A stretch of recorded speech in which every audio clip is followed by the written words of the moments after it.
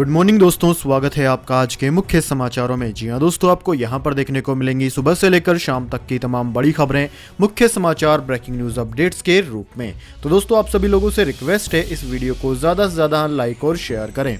तो दोस्तों, सीधे चलते हैं आज की पहली बड़ी खबर की ओर। एक ही दिन में कृषि कानूनों को संसद ने किया निरस्त, बिना चर्चा के पारित होने पर विपक्ष ने साधा सरकार पर निशाना। जी हां दोस्तों, संसद में आज का दिन ऐतिहासिक रहा क्योंकि संसद के दोनों सदनों ने विवादित कृषि कानूनों को वापस ले लिया। दोनों सदनों में कानून को वापस लेने से जुड़ा बिल पारित हो गया। बिल को दोनों सदनों में ध्वनि मत से पारित कर दिया गया। अब बिल पर राष्ट्रपति के हस्ताक्षर के बाद तीनों कृषि कानून निरस्त हो जाएंगे। दोस्तों, आपकी जानकारी के लिए बता दें, बिल पहले लोकसभा में पेश हुआ। पेश होते ही विपक्षी सदस्यों ने बिल पर चर्चा की मांग की, लेकिन टीएमसी और टीआरएस के सदस्यों के हो हंगामे के चलते स्पीकर ने बिल पर चर्चा कराने से मना करते हुए उसे पारित करवाने की प्रक्रिया शुरू कर दी। बिल बिना चर्चा और वोटिंग के ध्वनि मत से पारित हो गया। बिना चर्चा के बिल पारित करवाने पर विपक्षी दलों ने सरकार पर चर्चा से भगाने का आरोप लगाया। सरकार ने दलील दी कि कानून वापस लेने वाले बिल पर ज्यादातर चर्चा नहीं होती है और विपक्षी दल ही कानूनों को वापस लिए जाने की मांग कर रहे थे। लोकसभा से पारित होने के बाद बिल को दोपहर 2 बजे ही राज्यसभा में भी चर्चा के लिए ले जाया गया। राज्यसभा में भी बिल पर चर्चा की मांग की गई, लेकिन राज्यसभा में विपक्ष के नेता मल्लिकार्जुन खड़गे ही अपनी बात रख सके। सदन में हल्ला और हंगामे के बीच बिल को ध्वनि मत से पारित कर दिया गया। इसके बाद दोस्तों, अगली बड़ी खबर निकल कर आ रही है। ओमिक्रॉन कोरोना के नए वेरिएंट पर एक्शन में सरकार। एट रिस्क देशों के यात्रियों का एयरपोर्ट पर ही होगा कोरोना टेस्ट। नेगेटिव आने पर भी 7 दिन क्वारंटाइन रहना होगा। जी हां दोस्तों, भारत में पिछले 24 घंटे में 8,309 कोरोना केस सामने आए। वहीं इस दौरान कोरोना से 236 लोगों की जान भी गई।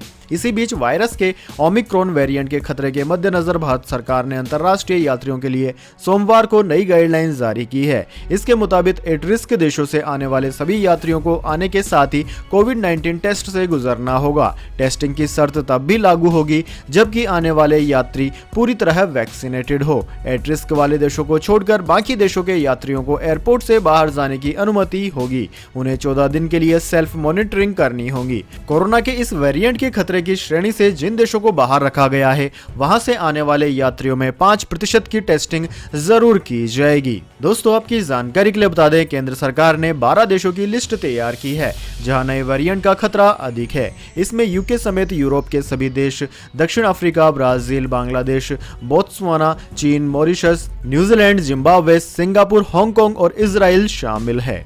इसके बाद दोस्तों, अगली बड़ी खबर। इंडियन रेलवेज ट्रेनों में मिलेगा डिस्पोजल, कंबल, तकिया, लेकिन चुकाने होंगे अलग से पैसे भी। जी हां दोस्तों, कोरोना महामारी के चलते ट्रेनों में कंबल और बेडशीट की सुविधा बंद है, लेकिन ठंड के मौसम में दिल्ली सहित कई रेल मंडलों ने स्टेशनों में डिस्पोजेबल बेडशीट, कंबल मुहैया कराने का फैसला किया है। डिस्पोजेबल बेड रोल के लिए यात्रियों को अलग से भुगतान करना होगा। कोरोना से पहले तक एसी कोच तथा राजधानी आदि ट्रेनों में मुसाफिरों को निःशुल्क कंबल, चादर और तकिया मुहैया कराया जाता था, लेकिन देश में कोरोना संक्रमण फैलने के बाद इस सुविधा को बंद कर दिया गया था। दोस्तों, सर्दियों के मौसम में ट्रेनों में बेड रोल किट की मांग बढ़ने लगी है। हालांकि अब स्थिति सामान्य हो चली है और भारतीय रेलवे भी अपनी पुरानी गति पर लौट रही है, लेकिन अभी तक भारतीय रेलवे ने पहले की तरह ट्रेनों में फ्री बेड रोल की सुविधा शुरू नहीं की है। फ्री बेड रोल की सुविधा कब तक शुरू होगी इस बारे में कुछ कहा नहीं जा सकता है, लेकिन तब तक रेलवे ने यात्रियों को डिस्पोजेबल कंबल, चादर आदि उपलब्ध कराने का फैसला किया है। Disposable travel bed roll kit के लिए यात्रियों को अलग से पैसे चुकाने होंगे।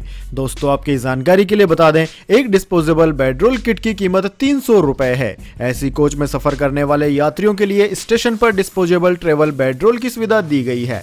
दिल्ली मंडल ने भी अपने यहां से चलने वाली 5 दर्जन ट्रेनों में डिस्पोजेबल बेड रोल उपलब्ध करवाने की सुविधा शुरू कर दी है और इस सुविधा के लिए यात्रियों को 300 रुपए चुकाने होंगे। इसके बाद दोस्तों, अगली बड़ी खबर।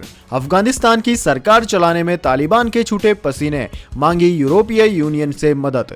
जी हां दोस्तों, अफगानिस्तान में जंग जीतने के बाद तालिबान की सत्ता में वापसी तो हुई है, मगर युद्धग्रस्त मुल्क में शासन चलाने में चरमपंथी संगठन के पसीने छूट रहे हैं। तालिबान और यूरोपीय यूनियन के अधिकारियों के बीच पिछले सप्ताहांत में बातचीत हुई। इस दौरान तालिबान ने अफगानिस्तान के एयरपोर्ट्स को चालू रखने के लिए यूरोपीय यूनियन से मदद मांगी। वहीं इस बैठक के दौरान यूरोप यूरोपीय यूनियन के अधिकारियों ने युद्धग्रस्त मुल्क में जारी मानवीय स्थिति को लेकर गंभीर चिंता जताई है। दोनों पक्षों ने वरिष्ठ अधिकारियों को वार्ता के लिए कतर की राजधानी दोहा भेजा।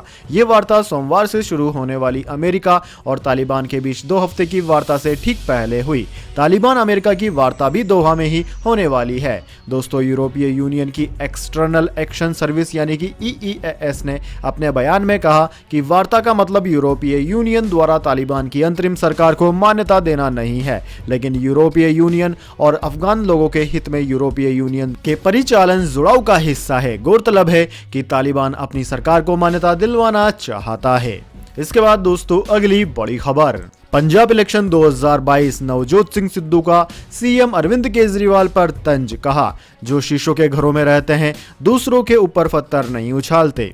जी हां दोस्तों, पंजाब में कांग्रेस और आम आदमी पार्टी में जुबानी जंग तेज हो गई है। सोमवार को पंजाब कांग्रेस के अध्यक्ष नवजोत सिंह सिद्धू ने दिल्ली के मुख्यमंत्री अरविंद केजरीवाल पर तंज कसते हुए कहा कि जो लोग शीशों के घरों में रहते हैं उन्हें दूसरों के घरों पर पत्थर नहीं फेंकने चाहिए। उन्होंने अरविंद केजरीवाल को ट्विटर पर टैग करते हुए कहा कि आप महिला सशक्तिकरण, नौकरी और शिक्षा की बात करते हैं, हालांकि आपके मंत्रिमंडल में एक भी महिला मंत्री नहीं है। शीला दीक्षित जी द्वारा छोड़े गए राजस्व अधिवेश के बावजूद दिल्ली में कितनी महिलाओं को 1000 रुपए मिलते हैं। नवजोत सिंह सिद्धू ने सिलसिलेवार ट्वीट में कहा कि महिला सशक्तिकरण का अर्थ है चुनावी प्रक्रिया के हर चरण में महिलाओं को अनिवार्य रूप से शामिल करना, जैसा कांग्रेस पंजाब में कर रही है। सच्चा नेतृत्व 1000 रुपए का लॉलीपॉप देने में नहीं है, बल्कि स्वरोजगार और महिला उद्यमियों को कौशल प्रदान करने, उनके भविष्य में निवेश करना है। पंजाब मॉडल है।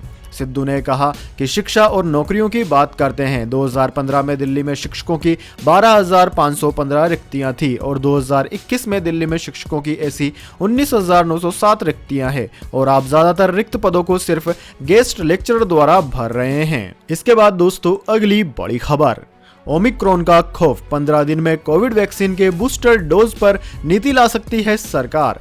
जी हां दोस्तों, कोरोना के नए वेरिएंट ओमिक्रॉन को लेकर पूरी दुनिया में चिंता जाहिर की जा रही है। इसी बीच देश में कोविड टास्क फोर्स के हेड डॉक्टर NK अरोड़ा ने कहा कि कोरोना वैक्सीन के अतिरिक्त और बूस्टर डोज को लेकर 15 दिन के भीतर व्यापक नीति आ सकती है। डॉक्टर अरोड़ा ने कहा कि वैक्सीनेशन पर national technical advisory group booster और अतिरिक्त डोज पर एक व्यापक नीति बना रहा है। इस नीति के तहत ही तय किया जाएगा कि किसे अतिरिक्त वैक्सीन की जरूरत है। दरअसल दोस्तों, ऐसी मीडिया रिपोर्ट्स आई थी कि तीसरे वैक्सीन डोज की अनुशंसा शुरुआत में बूस्टर डोज की बजाय अतिरिक्त डोज के तौर पर की जाएगी। अतिरिक्त डोज उन्हें दिया जाता है जिन लोगों की इम्यूनिटी कम होती है, जबकि बूस्टर डोज स्वस्थ लोगों को वैक्सीन के दूसरे डोज के कुछ महीने बाद दिया जाता है। जिन लोगों को किसी भी बीमारी के कारण इम्यूनिटी कम है वो सामान्य 2 डोज कार्यक्रम के जरिए पूरी तरह सुरक्षित नहीं है, इसलिए ऐसे लोगों को अतिरिक्त डोज देने की तैयारी है। इसके बाद दोस्तों अगली बड़ी खबर, जैक डॉर्सी का ट्विटर के CEO पद से इस्तीफा, भारतीय मूल के पराग अग्रवाल होंगे अगले हेड। जी हां दोस्तों, माइक्रो ब्लॉगिंग प्लेटफॉर्म ट्विटर के मुख्य कार्यकारी अधिकारी जैक डॉर्सी अपने पद से इस्तीफा दे रहे हैं। उन्होंने ट्विटर पर इस बात की जानकारी दी। जैक डॉर्सी ने ट्वीट किया, पता नहीं किसी ने सुना है या नहीं, पर मैंने ट्विटर से इस्तीफा दे दिया है। सूत्रों का कहना है कि कंपनी का बोर्ड जैक डॉर्सी के ट्विटर छोड़ने को लेकर पिछले 1 साल से तैयारी कर रहा था। हालांकि इस पूरे मामले पर फिलहाल ट्विटर की ओर से कोई बयान सामने नहीं आया है। दोस्तों, आपकी जानकारी के लिए बता दें कि जैक डॉर्सी ने अपना आखिरी ट्वीट 28 नवंबर को किया था। उन्होंने उस ट्वीट में लिखा था कि आई लव ट्विटर, मैं ट्विटर से प्यार करता हूं। दोस्तों, आपकी जानकारी के लिए बता दें CNBC ने जैक डॉर्सी के इस कदम को लेकर सबसे पहले रिपोर्ट दी थी। 45 साल के जैक डॉर्सी इन दिनों क्रिप्टो करेंसी में खासा दिलचस्पी दिखा रहे हैं। उन्होंने अपने ट्वीट पर बिटकॉइन का हैशटैग के साथ इस्तेमाल किया हुआ है। डॉर्सी ट्विटर के साथ साथ पेमेंट कंपनी स्क्वायर इंक के भी CEO हैं, जिसको लेकर पिछले साल विवाद हो चुका है। इसके बाद दोस्तों अगली बड़ी खबर, इंडिया वर्सेस न्यूजीलैंड के खिलाफ जीत से चूक गई टीम इंडिया, 15 साल बाद हुआ ऐसा। जी हां दोस्तों, आपने बिल्कुल सही सुना। कानपुर टेस्ट मैच में न्यूजीलैंड के खिलाफ दूसरी पारी में 9 विकेट चटकाने के बावजूद टीम इंडिया मुकाबला नहीं जीत सकी। कीवी टीम के निचले क्रम के बल्लेबाजों ने संयम से खेलते हुए मैच को ड्रॉ करा दिया। भारतीय टेस्ट क्रिकेट के इतिहास में यह तीसरी बार है जब वह मैच की चौथी पारी में विरोधी टीम का 9 विकेट लेने के बाद भी जीत दर्ज नहीं कर सकी। साल 1978 में 29 दिसंबर से कोलकाता में खेले गए टेस्ट मैच में भारत ने वेस्टइंडीज के सामने 335 रनों का लक्ष्य रखा था। वेस्टइंडीज अपनी दूसरी पारी में 9 विकेट के नुकसान पर 197 रन बना पाई और मैच को ड्रॉ कराने में सफल रही। यह टेस्ट मैच क्रिकेट फैंस आज भी याद करते हैं और इसकी वजह है महान बल्लेबाज सुनील गावस्कर। वहीं दोस्तों ईडन गार्डन्स में खेले गए इस टेस्ट मैच में गावस्कर दोनों ही पारियों में शतक जड़कर मैन ऑफ द मैच चुने गए थे। दोस्तों बात की जाए 2021 के न्यूजीलैंड और इंडिया के बीच में खेले गए पहले टेस्ट मैच की, तो इस मैच में man of the match Shreyas Iyer को मिला। उन्होंने अपनी पहली पारी में शतक जड़ा और दूसरी पारी में अर्धशतकीय पारी खेली। दूसरी पारी में भारत के लिए सबसे ज्यादा विकेट रविंद्र जडेजा ने लिए। रविंद्र जडेजा ने 4 विकेट हासिल किए। इसके अलावा आर अश्विन ने 3 विकेट हासिल किए। इसके बाद दोस्तों अगली बड़ी खबर, कोच राहुल द्रविड़ ने दिया इनाम। 5 दिन मैच चलने पर जताई खुशी। ग्राउंड्समैन और पिच क्यूरेटर को दिए 35,000 रुपए। जी हां दोस्तों, भारतीय क्रिकेट टीम के नए कोच राहुल द्रविड़ को उनके शांत स्वभाव के लिए जाना जाता है। द्रविड़ ने न्यूजीलैंड के खिलाफ कानपुर में खेले गए पहले टेस्ट में पिच क्यूरेटर शिव कुमार और उनकी टीम को 35,000 रुपए का इनाम दिया। राहुल ने मैच के बाद स्टेडियम में ही इसका ऐलान किया। पहले यह अनुमान लगाया जा रहा था कि ग्रीन पार्क के विकेट पर 3 से ज्यादा दिन तक मैच नहीं चल सकेगा, लेकिन 5 दिन तक चले रोमांचक टेस्ट मैच के चलते द्रविड़ ने ऐसा किया। मैच के 5वें और अंतिम दिन न्यूजीलैंड के बल्लेबाजों ने 94 ओवर बल्लेबाजी की और सिर्फ 8 विकेट गंवाए। दूसरा टेस्ट 3 दिसंबर से मुंबई में खेला जाएगा। इसके बाद दोस्तों अगली बड़ी खबर, मल्लिकार्जुन खड़गे बोले राज्यसभा के 12 सांसदों का निलंबन लोकतंत्र का गला घोटने जैसा, विपक्ष ने बुलाई अहम बैठक। जी हां दोस्तों, राज्यसभा के 12 सांसदों के निलंबन को लेकर विपक्षी दलों ने मंगलवार को उच्च सदन में विपक्ष के नेता मल्लिकार्जुन खड़गे के कार्यालय में बैठक बुलाई है, जहां आगे की रणनीति पर चर्चा की जाएगी। दरअसल दोस्तों, राज्यसभा ने सोमवार को शुरू हुए शीतकालीन सत्र के पहले दिन ही 12 सांसदों को सत्र से शेष दिनों के लिए निलंबित कर दिया। इन सांसदों के खिलाफ यह कार्यवाही सदन के मानसून सत्र में अनुशासनहीनता के आरोप में की गई। निलंबित किए गए सांसदों में शिवसेना की प्रियंका चतुर्वेदी और तृणमूल कांग्रेस की ढोला सेन के अलावा अलाराम करीम, कांग्रेस की फूलो देवी नेताम, छाया वर्मा, आर बोरा, राजमणि पटेल, सैयद नासिर हुसैन, अखिलेश प्रसाद सिंह, भाकपा के विनय विश्वम, टीएमसी के शांता छेत्री और शिवसेना के अनिल देसाई शामिल हैं। 12 सांसदों के निलंबन पर राज्यसभा में नेता प्रतिपक्ष मल्लिकार्जुन खड़गे ने कहा कि हम भविष्य की कार्रवाई पर चर्चा करने के लिए कल बैठक कर रहे हैं। अगर दूसरों के लिए आवाज उठाने वालों की आवाज दबाई जाती है तो यह लोकतंत्र का गला घोटने जैसा है। हम इसकी निंदा करते हैं, सभी दल इसकी निंदा करते हैं। दोस्तों, सांसदों के निलंबन को खड़गे ने लोकतंत्र विरोधी कदम बताया। उन्होंने कहा कि इस निरंकुश सरकार ने सांसदों में डर पैदा करने के लिए ऐसा किया है। 12 सांसदों के खिलाफ कार्यवाही के लिए प्रस्ताव लाना पूरी तरह से अवैध, गलत और नियमों के खिलाफ है। मानसून सत्र में हुई इस घटना के लिए पिछले सत्र में ही होनी चाहिए थी कार्यवाही। इसके बाद दोस्तों जान लेते हैं पूरी दुनिया और भारत में क्या है कोरोना महामारी की ताजा स्थिति। सबसे पहले दोस्तों बात करते हैं पूरी दुनिया की। तो दोस्तों पूरी दुनिया में इस वक्त तक इस महामारी से संक्रमितों का आंकड़ा 26,15,04,000 को पार कर गया है, जबकि दोस्तों इस महामारी से मरने वालों की संख्या 51,99,000 को पार कर गई है।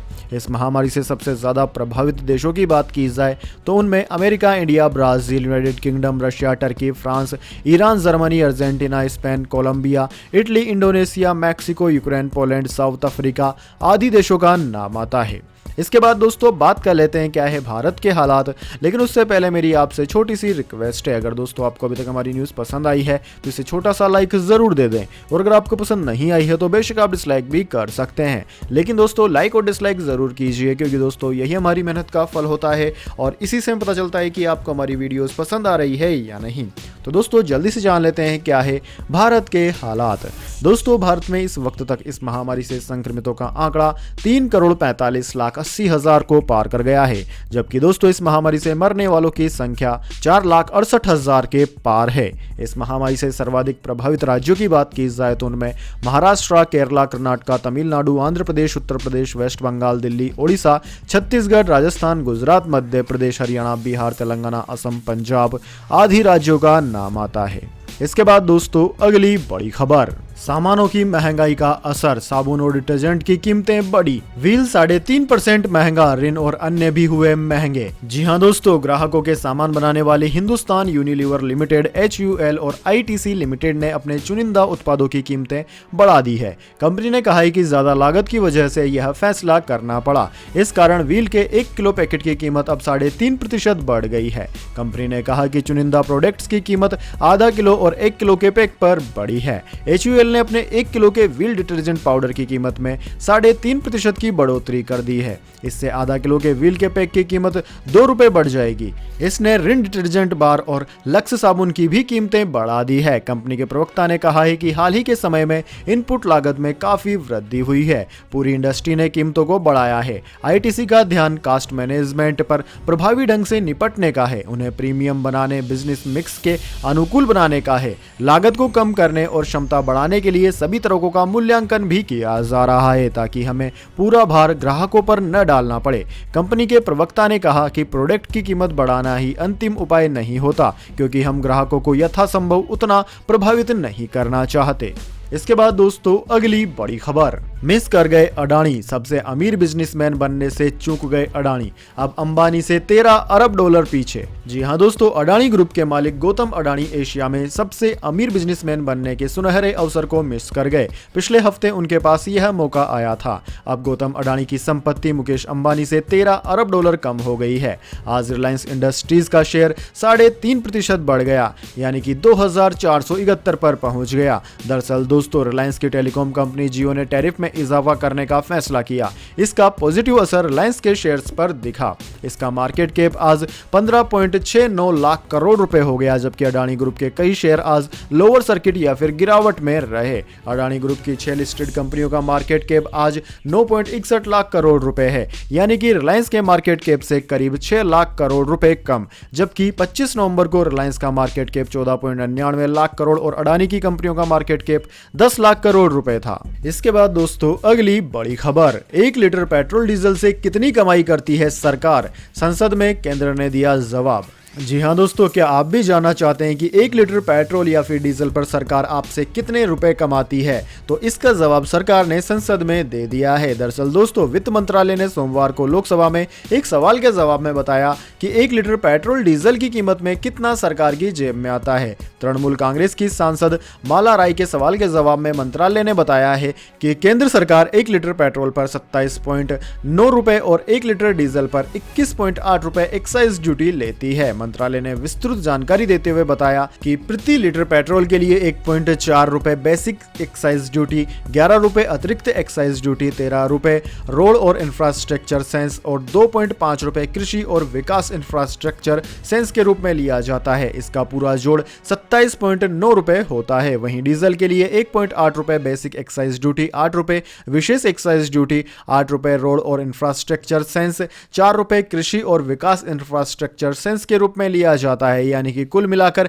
21.80 रुपए लिए जाते हैं। दोस्तों आपकी जानकारी के लिए बता दें, बीते कुछ महीनों में पेट्रोल डीजल की कीमतें आसमान छू रही है। हालांकि हाल ही में केंद्र सरकार ने इसके मूल्य में राहत दी थी। केंद्र की अपील के बाद राज्यों ने भी अतिरिक्त छूट दी थी। हालांकि पेट्रोल डीजल के दामों में 26 दिनों से कोई बदलाव नहीं किया गया है। सोमवार को जारी हुए रेट के मुताबिक राष्ट्रीय राजधानी दिल्ली में पेट्रोल का दाम 103 रुपए 97 पैसे प्रति लीटर है। वहीं डीजल की बिक्री 86 रुपए 57 पैसे प्रति लीटर पर हो रही है। इसके बाद दोस्तों अगली बड़ी खबर, गोल्ड सिल्वर प्राइस टुडे, सोना आज 242 रुपए हुआ महंगा, चांदी के भाव में आया 543 रुपए का उछाल।